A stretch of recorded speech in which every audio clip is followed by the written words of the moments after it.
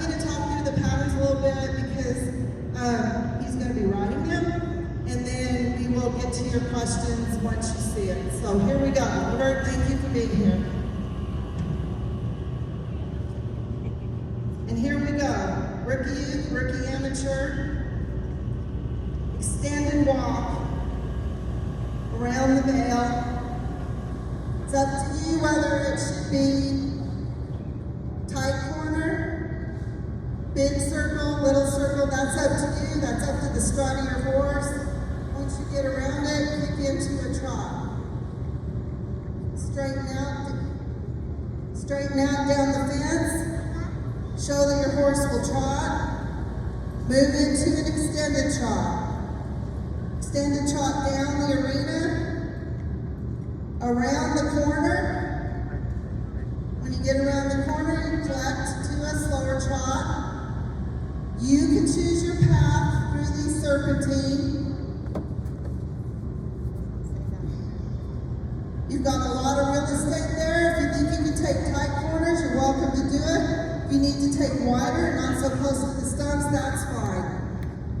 Then a right lug. Into an extended lug somewhere down the bottom of the arena. Extended lug down the arena. You may collect to a slow lug, or you can just drop to a trot. It's a regular trot. That will actually be the cow cam. The cow cam's out in the practice pen, so the windmill there. Back into a left lug.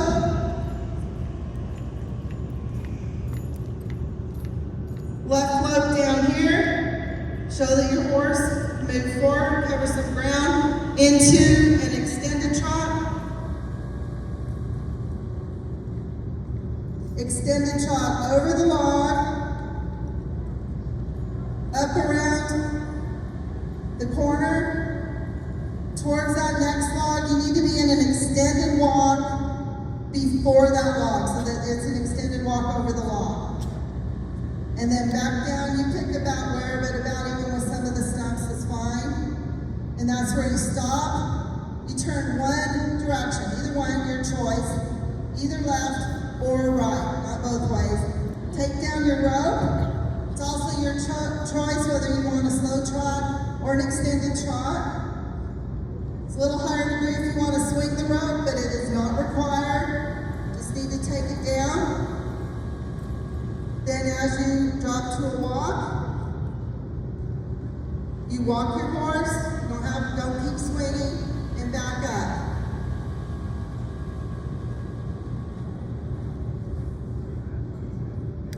Pattern complete, thank you.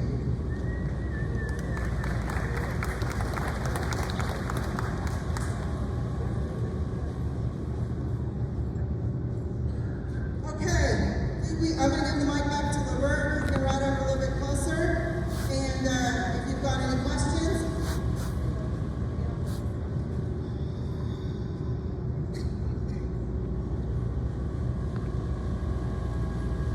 Okay, any questions?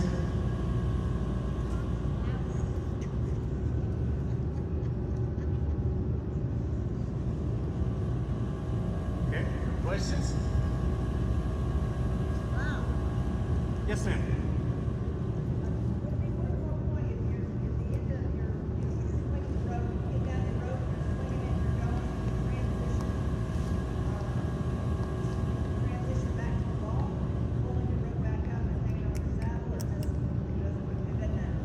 So what they're going to tell the judges is, yes, if you put your rope up while you're finishing the pattern, then it's a higher degree of difficulty. That's all they're going to tell them. But it doesn't need, but don't let it mess up the rest of your pattern. You know, fumbling around, walking crooked or something like that. Okay? Levert, will you tell me that's only one element of the whole maneuver? So, yeah. Yeah, that's only one element of the whole maneuver. So you can either put it up or keep a hold of it. Just like when you're trotting down here, you can either long trot or trot. And you can either swing it or just hold it. Yes, ma'am.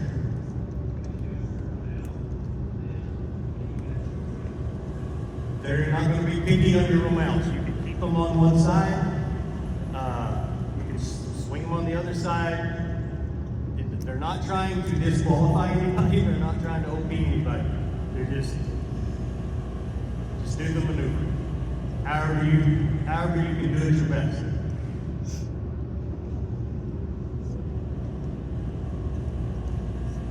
Any more questions?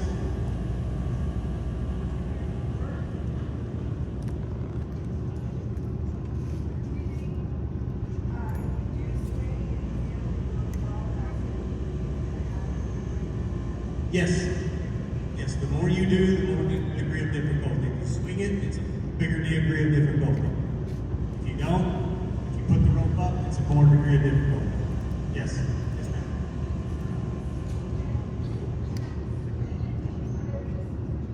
No. Yep. If things start going bad and you say, I'm not going to swing this no more, just put it back down. They're going to take all of that into consideration. Held against you. I mean, there's no penalty points saying you have to do it this way or this way. You just have to take your rope down and get to the other end in either a trot or an extended trot. The main focus is how that horse is traveling and obeying, and that's the main focus for the judges. So Karen said the main focus is how your horse is traveling. Remember, they're judging your horse. Okay? They're judging how the horse reacts to that rope and everything else. But it's mainly how the horse is traveling. But if you're swinging that rope and the horse is moving away from it and scaring and shying away from it, then yeah, that's not going to be good either.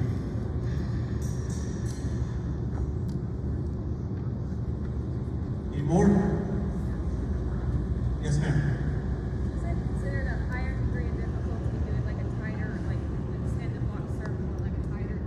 Yes. You can go around these stumps as wide as you want or as close as you want. Show what your horse can do, not what he can't do. You either want to around the barrel or around the stumps.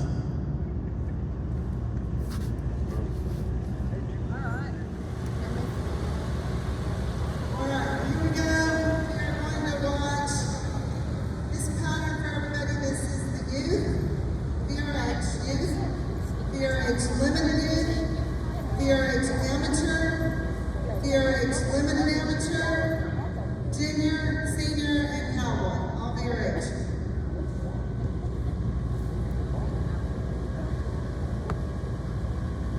Start out at an extended walk over the 3 logs, no stride rules. Into a right lug, then into an extended lug.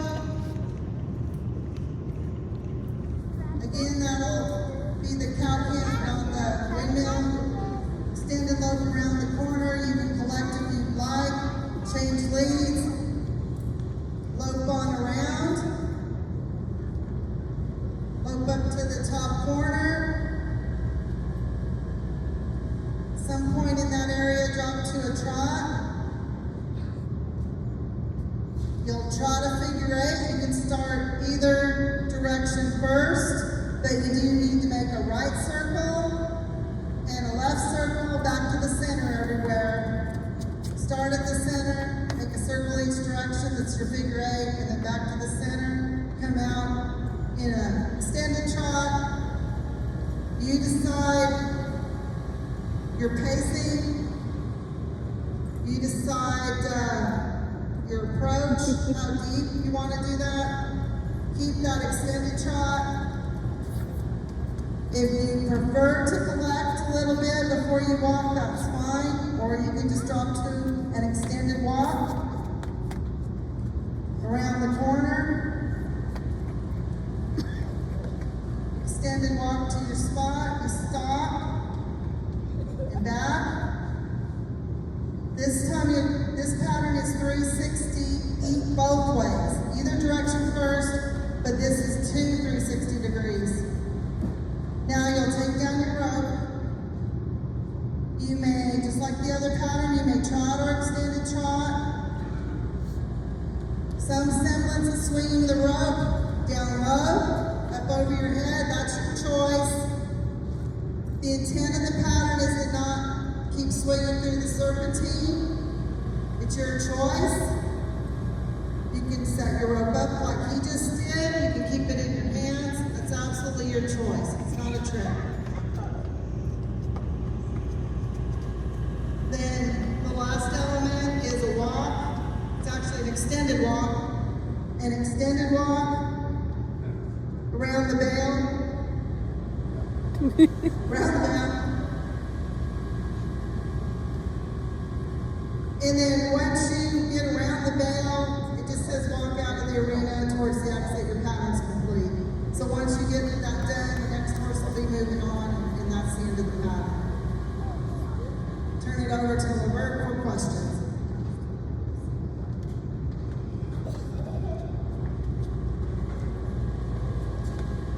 Okay, any questions? Yes, sir.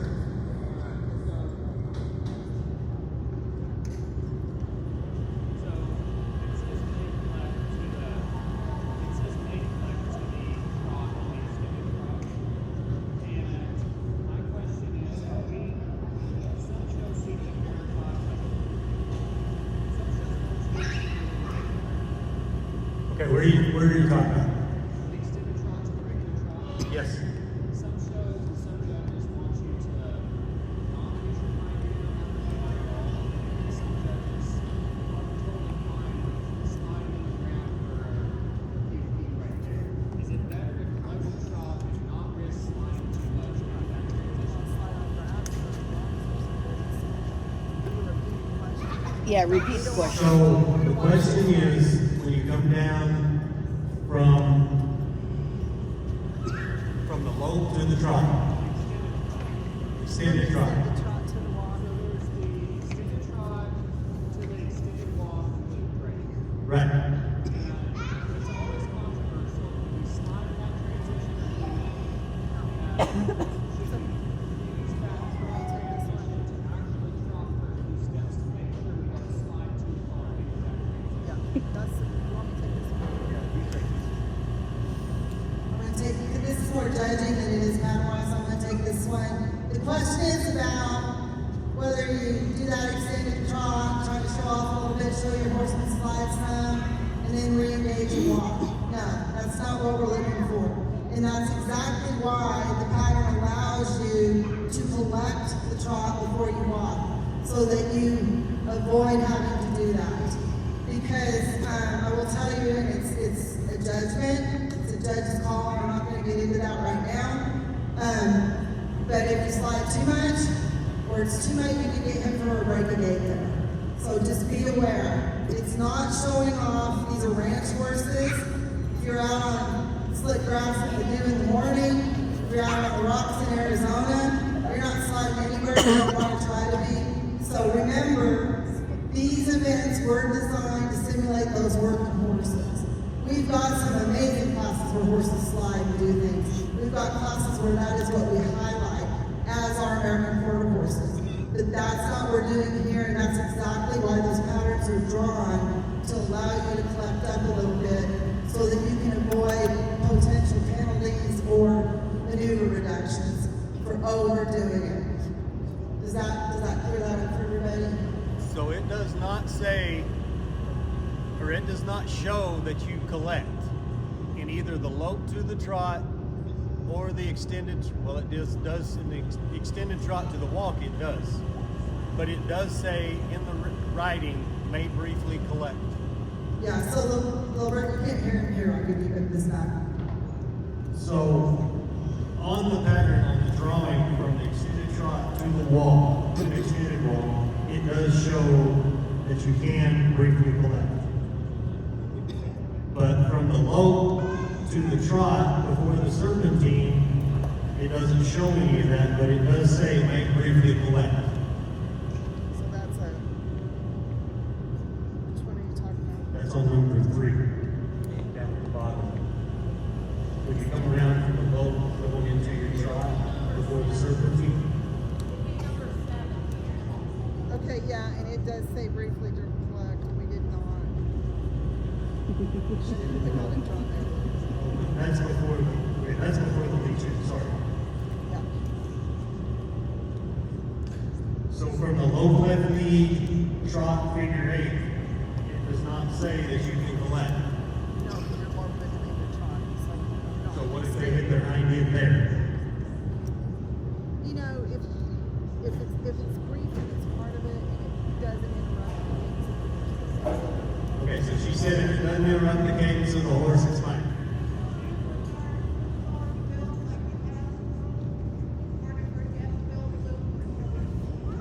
It does not matter.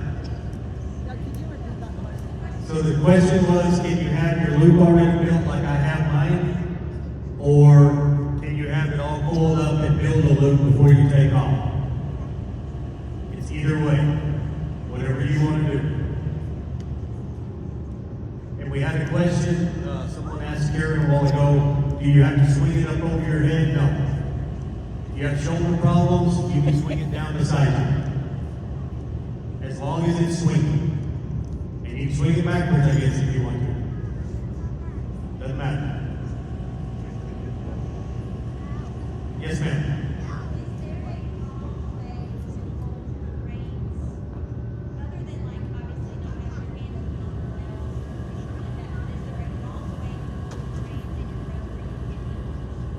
The only thing I would say is in your romals, I wouldn't have a finger between them. Or too many in the Or too many fingers between split reins. And if you're in the ring snaffle, they can stay crossed. You can move them all over to one side. Yeah, just don't, I mean, rein rules still in effect, but don't overthink it. That's the key. That's the key. Yeah, don't overthink any of this stuff. Just go do it. They're not trying to disqualify any of you or OP any of you. Yes, ma'am.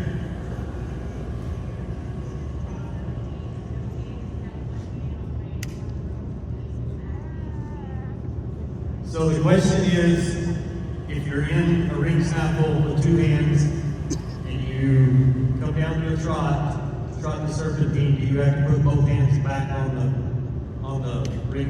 It could be two-handed if you're in a ring snaffle. Or at the floor or anything like that. There's not a rule. It says you have to. Okay, there's not a rule, so If you can do a serpentine, however you want to do it. can you? There's not a rule on that. Can you think? I'm asking judges here, but yeah, yeah. If you can dive through that serpentine, do it. Nope, nope.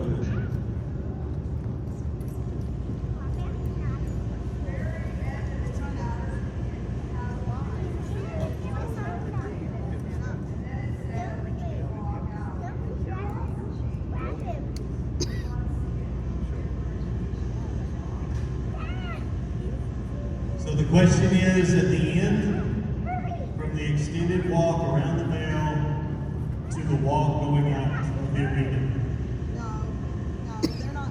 You don't. That's just once you get around the bell, you're done extended walking. We just want you to walk on out. You can keep extended walking. So out. more or less, Get out of the arena. are they through judging when you, Once you get past that veil, they're done. once you get past that veil, they're through judging? So just extended walk on out. Yes. Yes. It's always So, so if we're in a ring snaffle, we get done swinging, can we keep a rope in our hand and go back to two-handed? Yes. Yes. Could you repeat that for everybody? So the question was, if you are in ring snaffle with two hands and you're not going to put your rope up, you're just going to keep a hold of it, can you go back and hold two-handed? Yes. Absolutely. Absolutely. Okay, Just with that loop, is just go, we can just go back. Absolutely. Yes. Anything else? Okay. I guess we're good. Thank you.